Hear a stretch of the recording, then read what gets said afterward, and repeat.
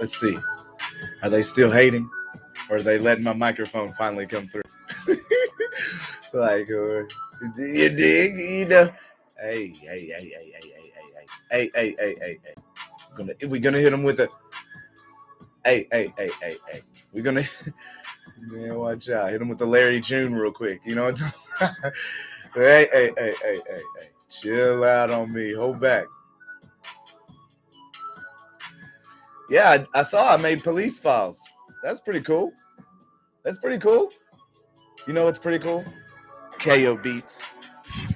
KO beats.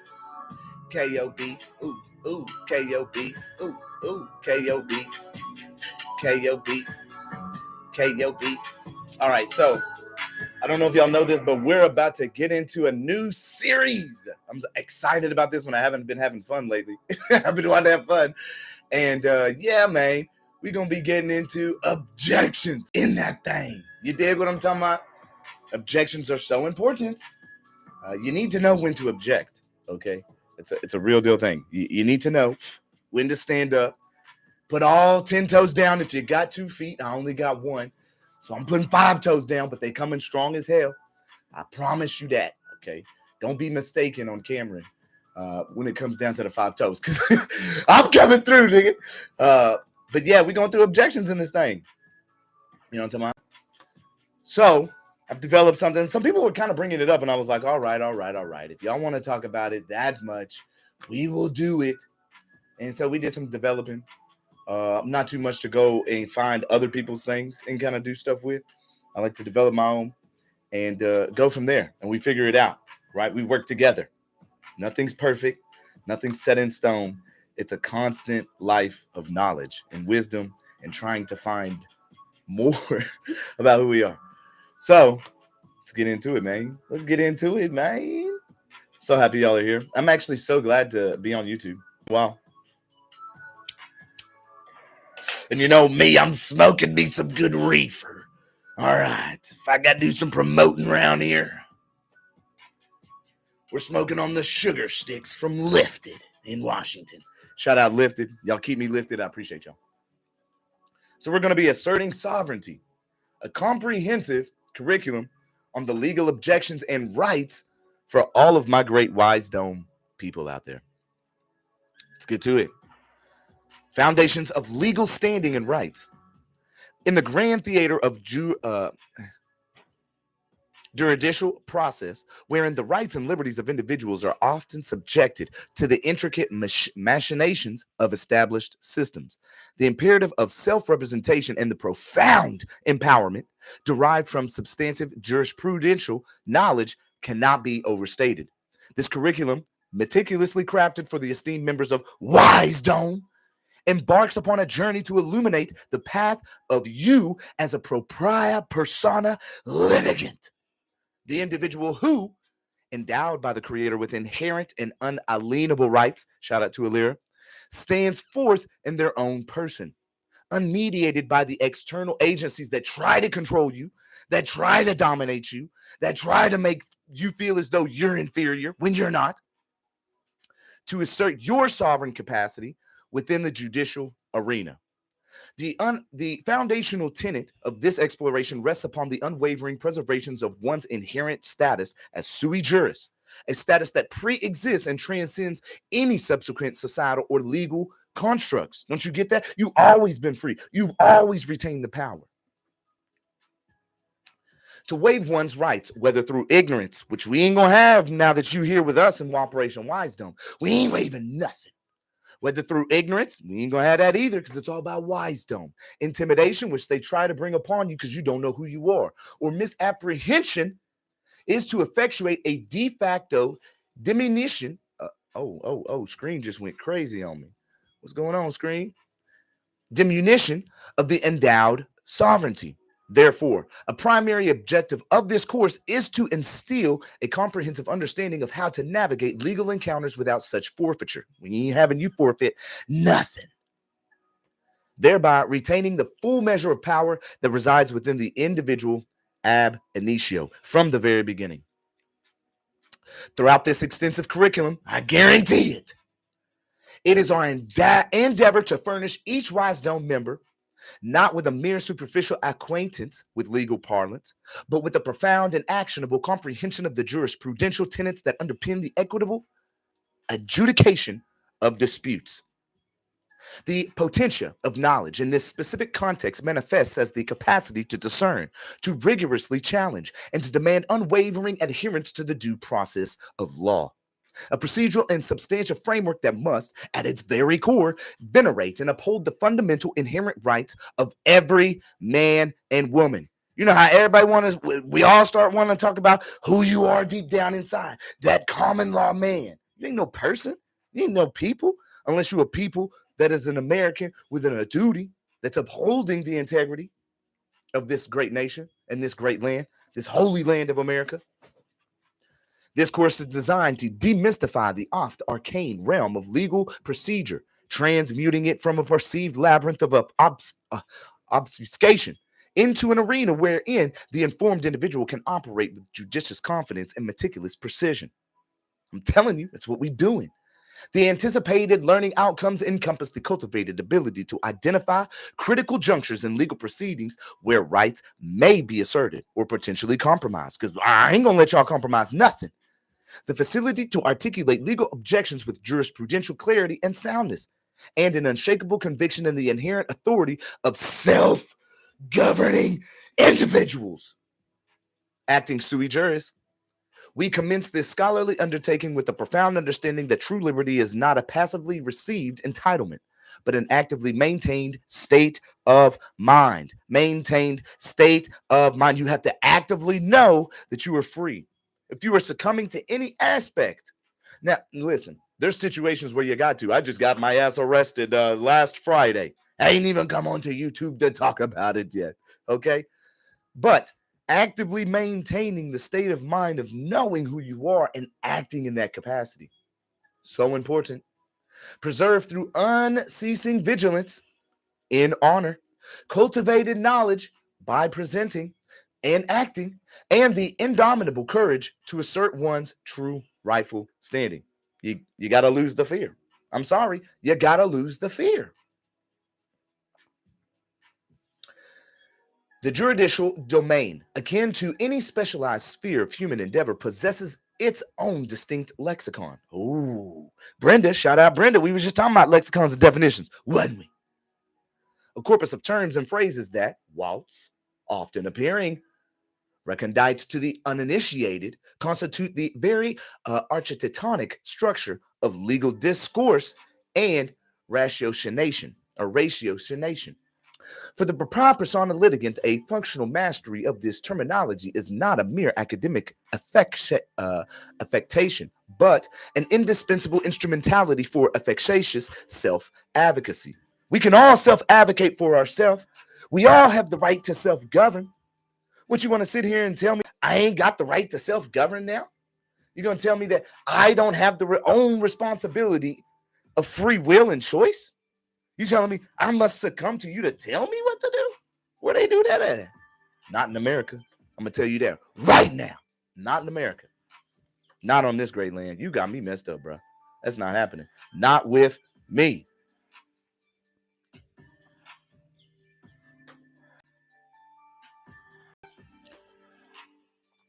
A corpus of terms and phrases. Yep. Oh, where was we at? Self-advocacy, to engage with the legal system bereft of a firm apprehension of its linguistic conventions, is tantamount to navigating perilous maritime expanses without a compass or nautical chart. Like you can't even read the stars. This unit is dedicated to the meticulous elucidation of key legal terms that are foundation to an erudite understanding of one's inherent rights and the procedural topography of the courts. Now, we begin with propria persona, often abbreviated as pro per, and sui juris. The former, Latin for in one's own person, signifies the act of representing oneself in legal proceedings without the intermediation of a licensed attorney. You become the attorney. In fact, not at law. You speak on material facts as they are through your affidavits of fact. You rebut the presumption and allow liability to get put back on the state. If they're bringing a claim, they got to prove that thing, not you. Sit back, chillax, rebut that shit. The latter, sui juris, translate to of one's own right, denoting an individual who possesses full legal capacity and is not under any legal disability, such as a minority or incompetence. Why do you think they talk about, I'm of the age of majority, self-governing republic, 21 years of age? That's when they feel like you really, truly liable to handle your own affairs. Clearly, 21, thereby going to 3, numerology. Hey, what's up? Thereby capable of managing their own affairs and asserting their rights independently. Understanding these terms is crucial as they affirm the inherent capacity of the individual, living being, natural person, man and woman. Understand individual to stand before the law in their own sovereign, self-governing capacity. Another cornerstone concept is the jurisdiction. Where is it? Let's talk to Ty Warren about jurisdiction. He'll tell you all about it. He ain't waiving it. So much so, he had to say it 3 times, and then the case got dismissed. Right there on the spot in court. In its simplest form, jurisdiction refers to the lawful authority of a court to hear a case and to make legal binding decisions. This authority is not monolithic, but is comprised of several facets, including subject matter jurisdiction, the power to hear the type of case in question. Rewind. Subject matter jurisdiction is the power to hear the type of case in question. And personal jurisdiction, the power over the parties, state, defendant, whatever the case may be, to hear the type of case in question. Oh, wait. Parties involved in the lawsuit, the claim, the complaint, the citation. A court acting outside of its lawful jurisdiction is acting ultra vires. Why do you think we putting that in our documentation? Ab initio, ultra vires. You ain't got shit on us. You keep presuming that want is there, the desire. Oh, you can want all you want and shit in the other. That's what I heard from my grandma growing up. Beyond its powers, and its pronouncements may be rendered void, not just voidable. They're void from the offset, ab initio, from the beginning. The Wise Dome member must be adept at scrutinizing the basis of asserted jurisdiction in any proceeding. That won't is so important, but you ain't getting it from me. Nope. I am wisely moving like a snake all in that grass, but I'm not biting nothing but my food getting to that chain. Know what I'm talking about? Getting knowledge to my brain, so it's all about the wisdom. Let's get to it now. Furthermore, familiarity with terms such as pleadings, the formal written statements of the parties' claims and defenses, e.g., a complaint, answer, or motion, affidavit, a written statement confirmed by oath or affirmation for use of evidence in court, a subpoena, a writ ordering a person to attend a court or to produce documents, a stare decisis, the legal principle of determining points in litigation according to precedent, and stare decisis, the legal principle of determining points in litigation according to precedent. That's your case law. That's your stuff that's within your local district that they must listen to. And then those outside of your circuit, which they can consider, will be cultivated. Understanding the nature and purpose of various court documents from the initial summons and complaint to final judgments and orders is also paramount. I got to say something just real quick. If you think that any of this shit is just, I mean, it is easy to a sense, because when you get the comprehension and knowing that the deeper principles of your creator endowed liberties that are sacred to you, including life, liberty, and the pursuit of happiness, is at the forefront of all that we engage in this reality, okay, then everything else is just kind of like a puff. I want to take a puff. You like puff, like a cloud, like my smoke that I blow away loud. You know what I'm saying? Like nothing. Once you realize that and who you are, everything becomes nothing because it's all irreparable harm. You have no fear because there is no harm. You've caused no harm. The harms brought against you. This unit will provide a glossary and contextual explanations, enabling members to decode legal documents and communications, thereby empowering them to respond appropriately and strategically. Are you liking this so far? If you're liking what you're hearing so far, y'all put a 1 in the chat. Y'all put a 1 in the chat. Drop a nice emoji for like an award or something, or maybe like a trophy. If you're liking what you're hearing, before we move forward, y'all throw a little emoji in the chat. Y'all let me know y'all are engaging, liking a little bit of what you see. Maybe if you could, maybe throw a like. Let's see, there's 17 likes. You know what I'm saying? I'm not big on doing this whole promotion thing, but I thought I'd try it. You know, we'll see. But yeah, that'd be cool if y'all could do that. All right, we'll get back to it. Let's go. Cool. Showing love in the chat. I appreciate y'all. All right. So within the adversarial architecture of the common law system, coming back to common law, the legal objection serves as an indispensable instrument for ensuring procedural rectitude, evidentiary accuracy, and unwavering adherence to the established canon of evidence and procedure. Canon. An objection in its precise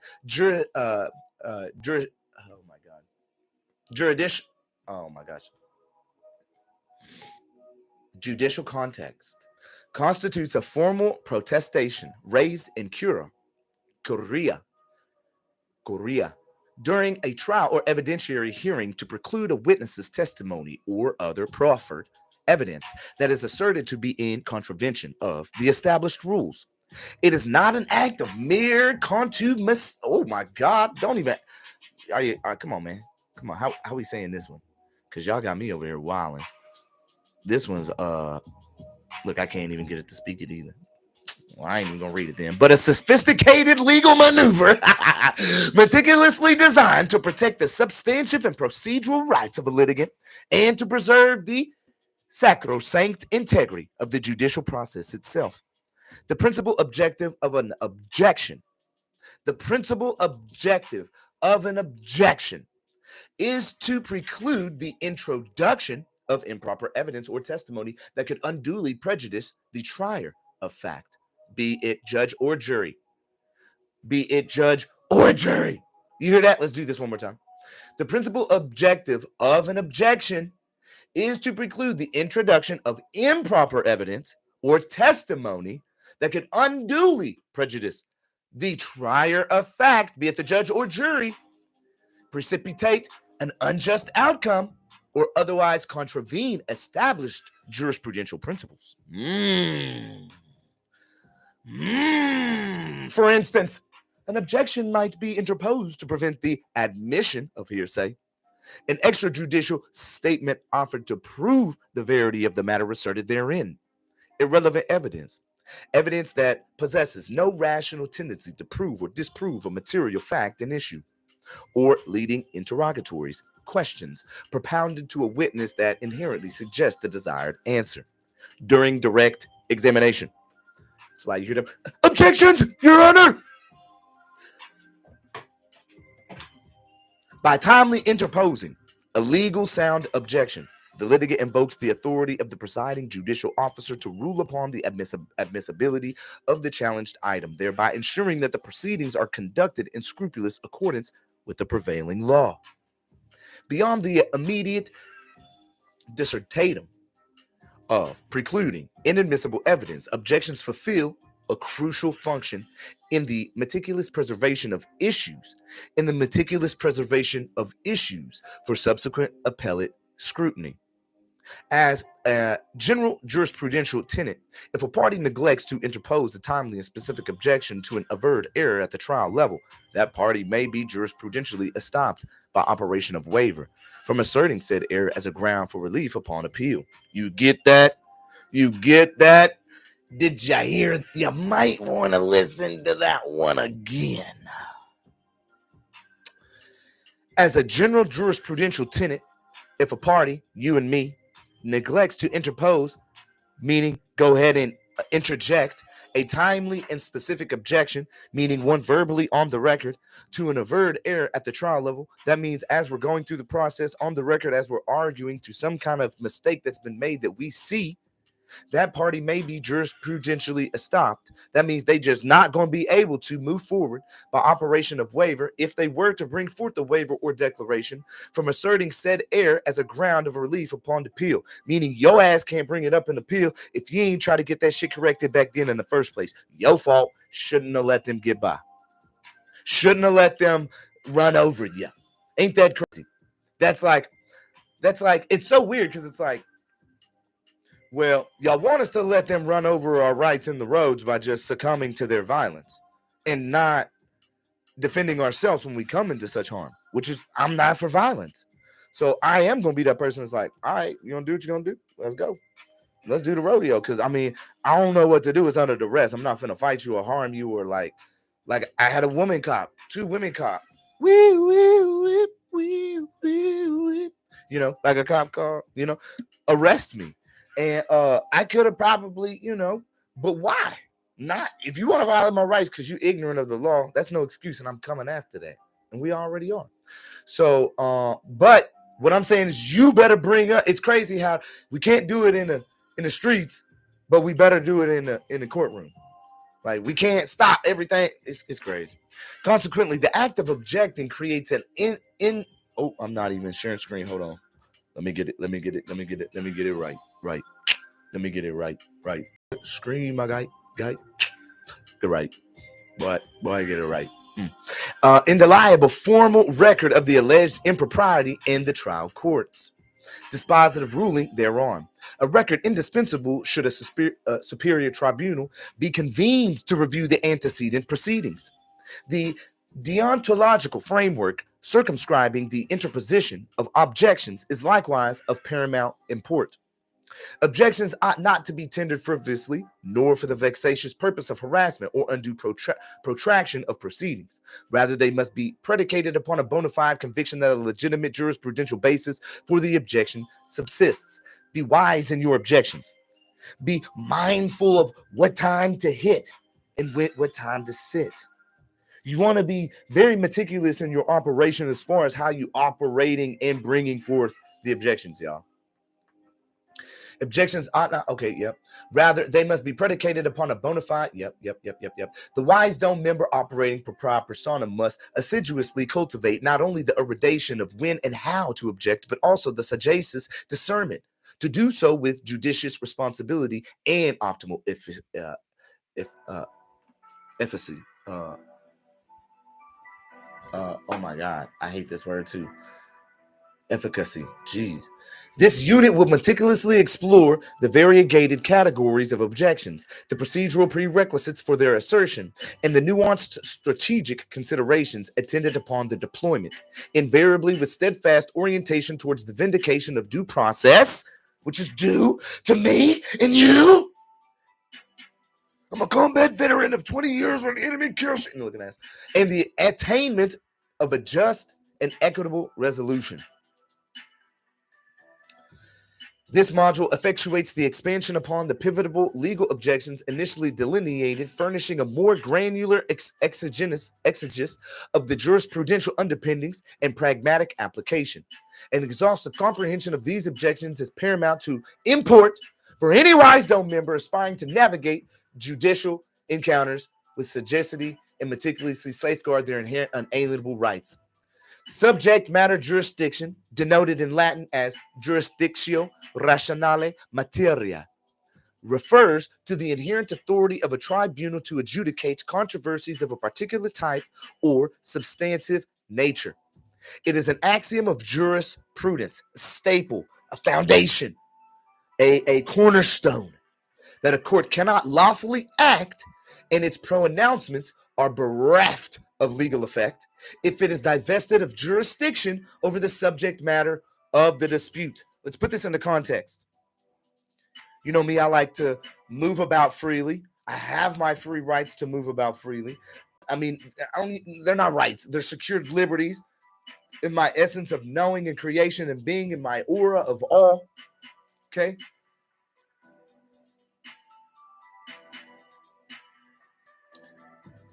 If I'm not harming anyone, no one can have subject matter jurisdiction over me. There can be no dispute because why? I am not required to do anything. That's why I speak on contracts. I don't like contracts, bro.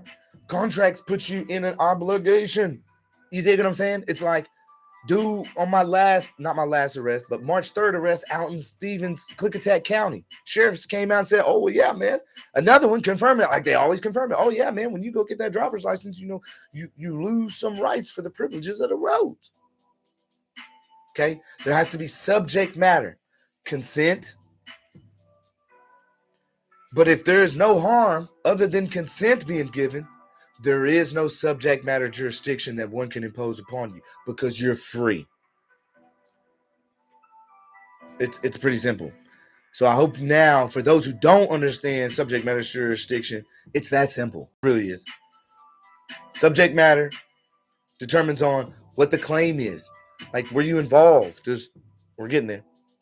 This is not a mere procedural bagatelle, but a fundamental circumscription of judicial power, deeply rooted in the constitutional and statutory mandates. The authority. The seminal jurisprudential pronouncement in Steele Co. versus Citizens for a Better Environment, I guess that's environment, emphatically underscores that a tribunal devoid of subject matter, tribunal devoid of subject matter jurisdiction acts ultra vires. Its decrees are consequently rendered void ab initio, from beginning, not merely voidable. This principle is held as sacrosanct within the American legal tradition, okay, guys? Federal courts, for instance, are tribunals of circumscribed jurisdiction, meaning their adjudicative authority is strictly limited to those cases expressly authorized by the United States Constitution and federal statutory enactments. State courts, whilst often possessing broader general jurisdiction, are similarly constrained by their respective state constitutions and legislative provisions. Legislative provisions takes us back to the rule of lenity, which is a doctrine that states that when they're applying such legislative provisions, that they be in context of where they are properly supposed to be applied. Okay, guys? A lot of the times they're going outside of those statutory provisions, the legislative provisions. No, sir. As well, state constitutions, then. That's why Ty was not playing with them boys the other day. He said, ma'am, you keep trying to go forward and talk about this over here. I can't talk about anything until jurisdiction has been established. She goes on to another topic. Ty again. Ma'am, are you not listening to me? I cannot talk about anything until we establish jurisdiction. Well, the state has said this, and ma'am, the state hasn't given me anything that's wrote whatsoever. I've gotten no written form of determination whatsoever, and there have been no written orders that have come from the court at this point forward at all. My affidavit still stands on the record without being rebutted. I'll continue. So again, Steele Co. versus Citizens for a Better Environment in 1998, holding that subject matter jurisdiction is a threshold question that must be resolved before a court may address the merits of a case. So, let's get into the exemplar articulation for contesting subject matter jurisdiction. Quote, objection, Your Honor. This tribunal is demonstrably devoid of subject matter jurisdiction requisite to adjudicate the instant controversy. The gravamen of the complaint, as presented before this court, pertains to matters falling unequivocally outside the constitutionally or statutory prescribed purview of this honorable court. Respectfully, or specifically, articulate with precision the particularized reasons for the jurisdictional deficiency in great detail, based on everything that's happened in your situation thus far.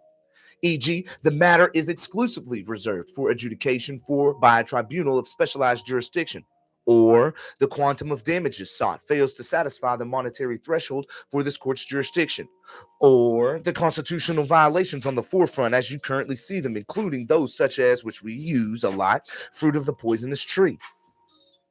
Ergo, any proceedings undertaken herein would be a coram non juris, and any resultant orders or decrees would be rendered void ab initio.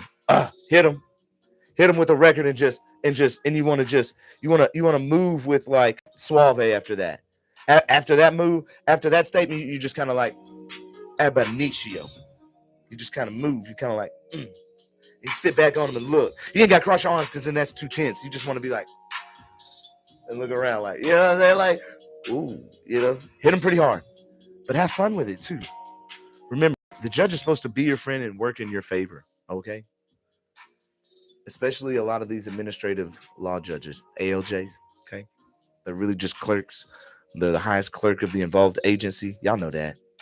We've gone over that. Y'all know that. A profound apprehension of the ambit of a tribunal's subject matter jurisdiction constitutes the prima facie line of defense for any litigant. Such apprehension necessitates a meticulous examination of the substantive nature of the claim, and the intricate legal framework governing the specific court in question. An early and jurisprudentially well-founded objection predicated upon this ground possesses the capacity to summarily terminate proceedings that are improperly venued before the court. Thank you. Okay, we need to terminate that shit, just like we were rebutting it, thereby obviating considerable expenditure of time, pecuniary resources, and potential prejudice. That potential prejudice leads on to irreparable harm. Do you see, if you bring forth what you need to bring forth at the right times, you can make people see like, oh shit, he know what he talking about. We don't want no irreparable harm up on our ass. All of you are enjoined to exercise unremitting vigilance in assessing whether any legal action instituted against you or in which you are compelled to participate is properly before a court of competent jurisdiction. Why are you giving up your rights? Why are you giving up your unalienable secured liberties of life, liberty, and the pursuit of happiness? Don't you know that your happiness, violating your happiness, is violation of who you are? Those are creator endowed rights, yo. All these things that are out here are meant to serve us, not to harm us without a verified complainant. What don't we get about this yet? Everything is meant to serve you. This is life.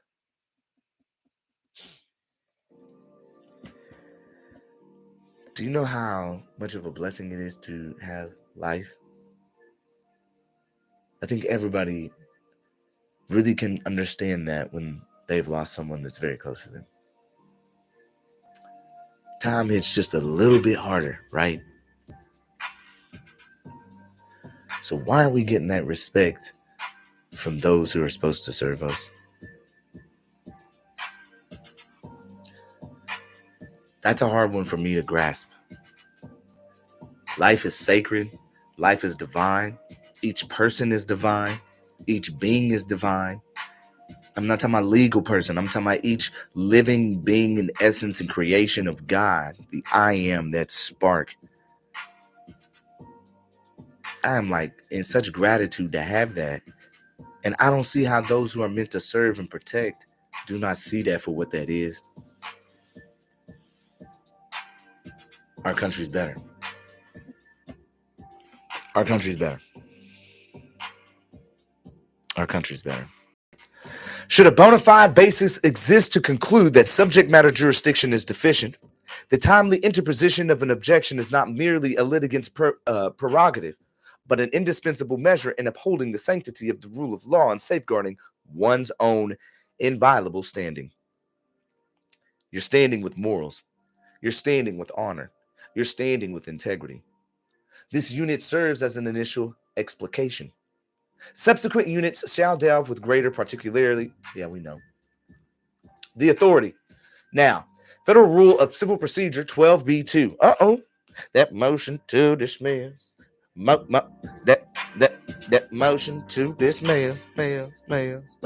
Explicitly sanctions a motion to dismiss predicated upon a deficiency in personal jurisdiction, whilst Rule 12B 5 addresses dismissal for insufficient service of process. The constitutional due process guarantees as enshrined in the 5th and 14th Amendments are of paramount significance, ensuring that an individual is not involuntarily subjected to the jurisdiction of a tribunal in a remote or unduly burdensome form, absent a legitimate and substantial basis. Uh-oh. Quentin, you might want to go hit him with the 12B5. I mean, they're pretty remote from you, buddy. In a remote or unduly burdensome forum, absent a legitimate and substantial basis. They haven't shown no basis. The procedural mechanics of service are also rigorously prescribed by statute and court rules, e.g. the Federal Rule of Civil Procedure 4 and its states similarities. To ensure that the party has received constitutionally adequate notice of the proceedings instituted against them, affording a meaningful opportunity to be heard. Exemplar articulation for contesting personal jurisdiction and or defective service. Quote, objection, Your Honor. This tribunal is demonstrably lacking in personal jurisdiction over the respondent, who appears specially and not generally for the sole and limited purpose of contesting said jurisdiction. The respondent has manifestly insufficient minimum context with this forum to satisfy the stringent constitutional requisites of due process. Furthermore, and in the alternative, service of process was fatally defective and failed to comply with the mandatory provisions of, here you would cite the specific rule or statute with particularity, e.g. Rule 4 of the Federal Rules of Civil Procedures, or the applicable state statutory equivalent, in that specific the precise nature of the defect with clarity, service was not effectuated by a duly authorized individual. Service was improperly directed to an incorrect address. The summons itself was improperly formulated or lacked essential information. Absent legally sufficient service conferring personal jurisdiction in accordance with law, this court is without authority to proceed against this respondent appearing sui juris and asserting all rights attendant thereto. Oh, let's go. Get them. Don't let them hold you up. Hold them up. Stand on it. Stand on it. Then if they keep trying to railroad you, what's up? Go ahead and hit them. Go ahead and hit them with a. Oh my gosh, what I'm trying to hit them for? Hit them with a reconsideration on that thing. What's up, Lynn? What's up, Kinetic? What's up, Frog? Who else is in this thing? Let me shout out to a couple people real quick. Throw some shout outs. What's up, Troy? What's up, Doug? What's up, Ralph? What's up, Mo? What's up, Joe King? What's up, Soy? What's up, Jonathan? What's up, Slasha? Yeah. What's up, Raymond?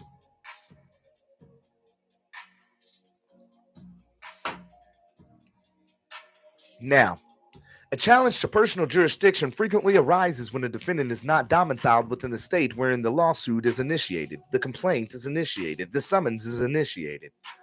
By way of illustration, if a domiciliary of Florida is sued in California State Tribunal concerning a contractual agreement that was negotiated and consummated entirely within the territorial confines of Florida, and the Florida domiciliary possesses no other significant or substantial affiliations with the state of California, they may possess a robust jurisprudential basis to contest personal jurisdiction in California.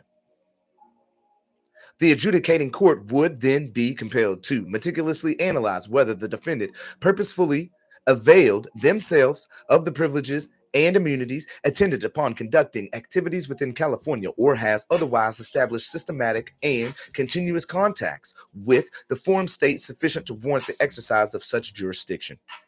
Now, improper service of process constitutes a related yet distinct jurisprudential ground for objection. Again, let's try over. Reread. Improper service of process. Improper service of process. Most of y'all are getting improper service of process. And what does that do? It constitutes a related yet distinct jurisprudential ground for objections in the courtroom. Even if a tribunal could potentially,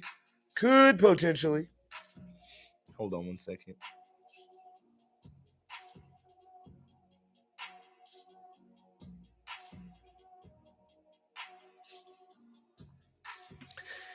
Even if a tribunal could potentially exercise personal jurisdiction over a defendant, even if a tribunal could,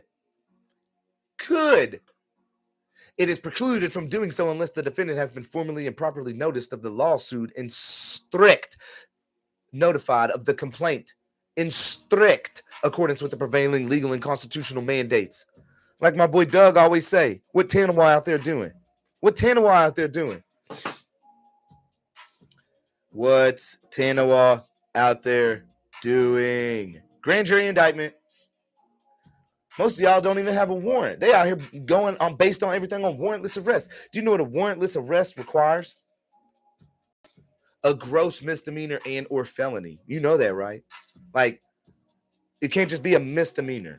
It has to be a gross misdemeanor. Gross means like harm, like we want you out of here, buddy. Like you deserve to go. Not like, oh, he said something I don't like. It's like you did something to somebody, like harm, gross misdemeanor, and or felony. Felony is already known to just be harm. It's very easy, my nigga.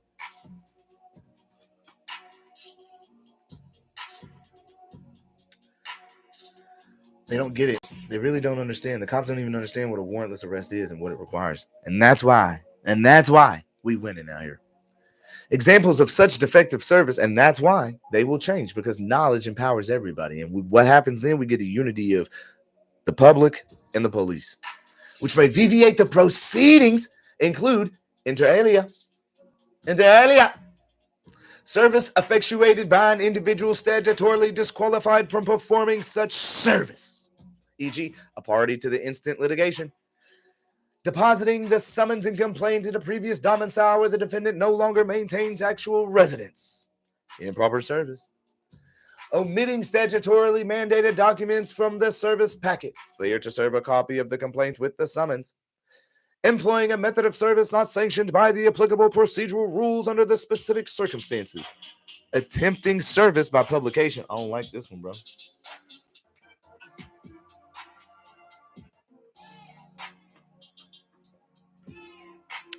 So again, repeating, employing a method of service not sanctioned by the applicable procedural rules under the specific circumstances, attempting service by publication where personal services is feasible and no court order authorizing alternative services has been procured. And I would just think on another one right off the bat, no grand jury indictment, like we all been saying, straight up.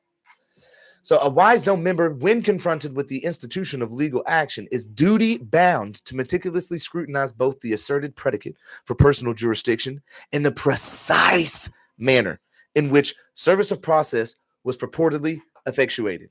Service of process was purportedly effectuated. Was it done properly?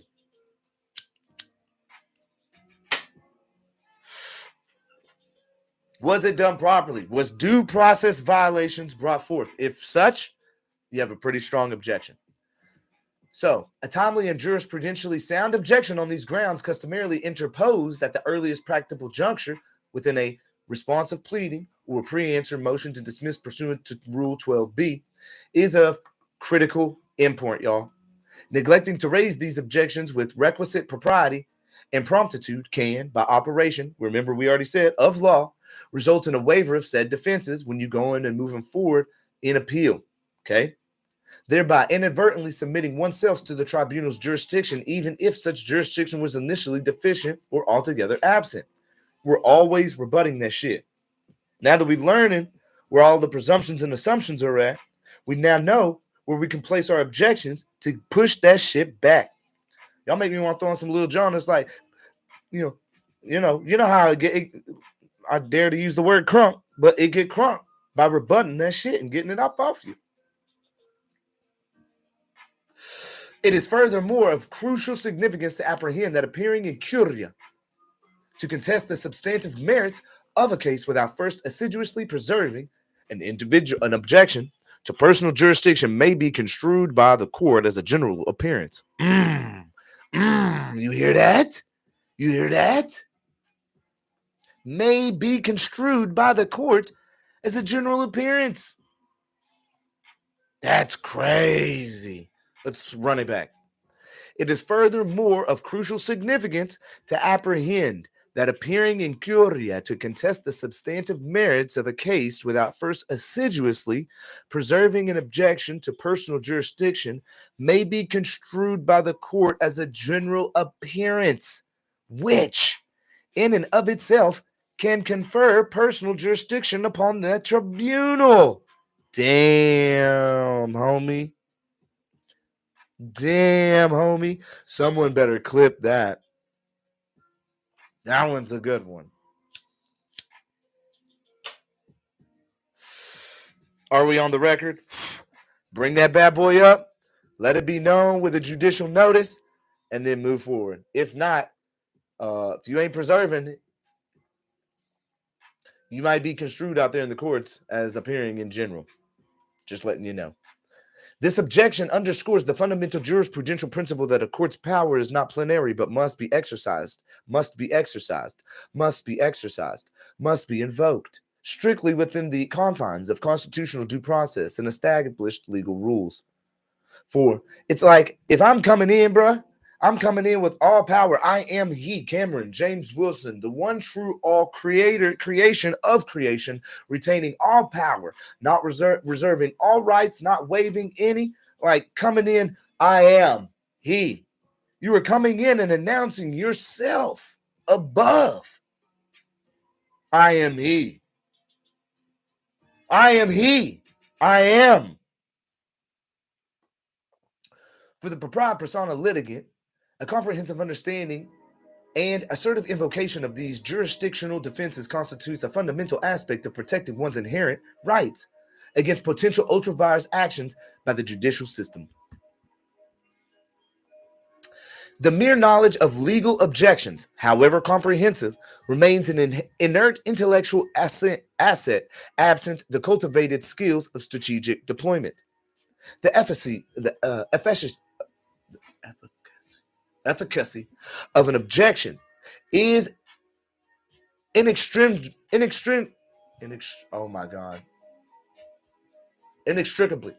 linked to its timeliness, its articulation, which my articulation sucks, and its alignment to the overarching objections of the litigant.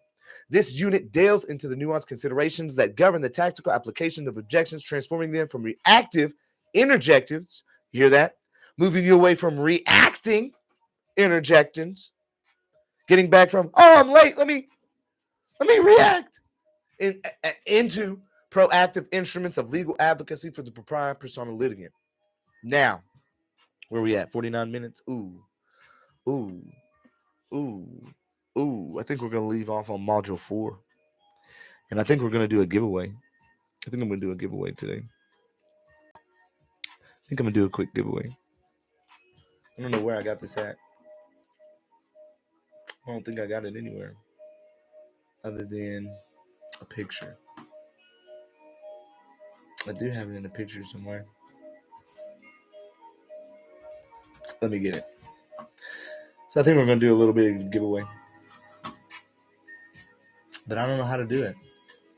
How do I want to do it? No. Am I going to do a giveaway?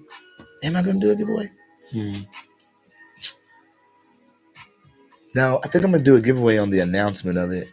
And I think I might do another video. I think I want to host another video. There's 2 different people I need to host videos on. And this is going to be in a series.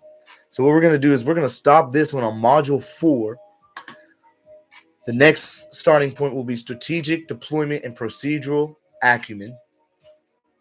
Sorry, y'all don't get it. I'm actually probably going to do another video. I got another video that needs to get done. And I've got 2. I've got quite a few, actually. But, yeah, we need to do these next ones. So I think I'll do Matthew's video next. Yeah, we'll start on the next one, Module 4, Strategic Deployment and Procedural Acumen. This is, we're going to be getting deep into this. I can see, I know y'all are understanding these words are very deep, and this is more on an intellectual presentation. But I think we can all raise up our vocabulary some and get into these deeper aspects of what this Latin means and how to apply it on that deeper level as far as objections, and making sure that all the objections stay in that thing. Because if they're not, then, hey, I ain't trying to go into there under no general appearance, bro. Like, I'm trying to make sure that we in this thing. And you talking about make t-shirts. Okay, make t-shirts. What kind of t-shirts do y'all want? Do y'all want Operation Wise Dome t-shirts? Do y'all want Objections in that thing t-shirts? What are you talking about? What? Either way, yes, we're ending this one and moving on to the next one. I'm gonna see you on the next video. Catch it shortly coming up. We're gonna be live again. You dig?